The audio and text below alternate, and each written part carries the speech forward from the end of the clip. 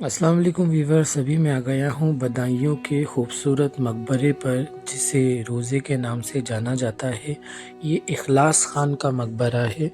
इनके बारे में दो थ्योरी है कि इखलास ख़ान वैसे तो मुग़ल गवर्नर ही रहे हैं मुग़ल वक्त के, लेकिन हिस्टोरियंस के जो मुताबिक कुछ हिस्टोरियंस ये मानते हैं कि ये बादशाह जहांगीर के वक्त में बदायूं के गवर्नर हुआ करते थे। दूसरी एक और दिलचस्प बात ये भी है कि इनकी जो वाइफ़ रही हैं, पत्नी रही हैं, फ़तेहपुर सीकरी के जो फ़ेमस बुज़ुर्ग हैं सलीम चिश्ती, उनकी बेटी बताई जाता है। दूसरी एक और इनके बारे में फ़ेमस है कि ये बादशाह औरंगज़ेब रहमतुल्लाह अलैह के वक़्त में बंगाल के गवर्नर थे। और इनकी जो वाइफ़ हैं, वो शाहजहाँ की कज़िन रही थीं। इसी के अलावा एक और इनके बारे में ये भी चीज़ है कि इनके जो दादा रहे हैं वो जहांगीर बादशाह के कज़िन रहे हैं। दोस्तों, इखलास खान के इस मकबरे का निर्माण 1660 में उन्हीं की पत्नी ने करवाया था, क्योंकि जैसा कि मैंने बताया कि वो रॉयल लीनेज से ताल्लुक़ रखती थी। उनका कहीं न कहीं कनेक्शन मुग़ल ख़ानदान से ही था। इसी वजह से उनके पास इतना पावर भी था कि उन्होंने इतना सुंदर और आलीशान मकबरा बना पाए कि चारों ओर आप देख सकते हैं कि सुंदर से मीनारें हैं, ऊपर छतरी है, एक प्लेटफॉर्म पे बना हुआ है। और ये बताया जाता है कि ये मेन एंट्रेंस हुआ करता था जो हाथी की पीठ के हिसाब से बनाया गया है, यहाँ से मेन एंट्री होती थी। लेकिन हकीकत में ये जो मेन एंट्री है चारों ओर दिख जाएगी आपको इसी के अंदाज में, लेकिन अभी फ़िलहाल दो तरफ है और दो साइड में पूरे कब्जे हो चुके हैं। और इस तरह से जब हम अंदर की तरफ जाते हैं तो ऐसी 5 कब्रें दिखती हैं। बीच में इखलास खान की है, पास में उनकी पत्नी की कब्रें, और बताया जाता है कि ये उनके रिश्तेदारों की कब्रें हैं। इस तरह की खूबसूरत बारीक डिज़ाइनें हुआ करती थी। और अभी फ़िलहाल प्लास्टर किया गया है, जो कि सिंपल प्लास्टर होता है, सारी खूबसूरती चली गई है। और यहाँ आप देख सकते हैं कि कितने ज़्यादा बुरे हालात हैं।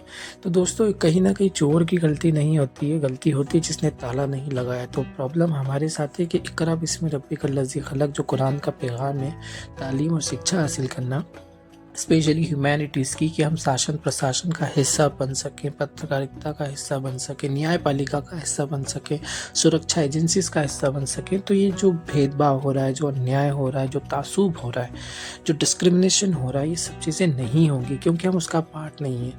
इतनी ज़्यादा आबादी होने के बावजूद मुसलमान उस आबादी के परसेंटेज के मुताबिक हमारे देश की जो कानून व्यवस्था उसका हिस्सा नहीं बन पाते। क्योंकि अगर हम नेपोटिज़्म, ख़ानदानवाद के बारे में सोचेंगे, अपने ही बच्चे पढ़ें और आसपास के बच्चों के लिए नहीं सोचेंगे, तो हमारे बच्चों पर उसका असर होता है। सामने की तरफ है जनाज़ागाह, जहाँ पर जनाजे की नमाज़ होती थी। तो इम्पॉर्टेंट दोस्तों ये बात है कि हम तालीम जिस तरह से हम अपने लिए चाह रहे हैं, अगर हम हमारे आसपास के लोगों के लिए चाहेंगे तो एक पूरी कौम बनेगी, और फिर डिस्क्रिमिनेशन, तासुब, अन्याय, नाइंसाफ़ी नहीं हो पाएगी।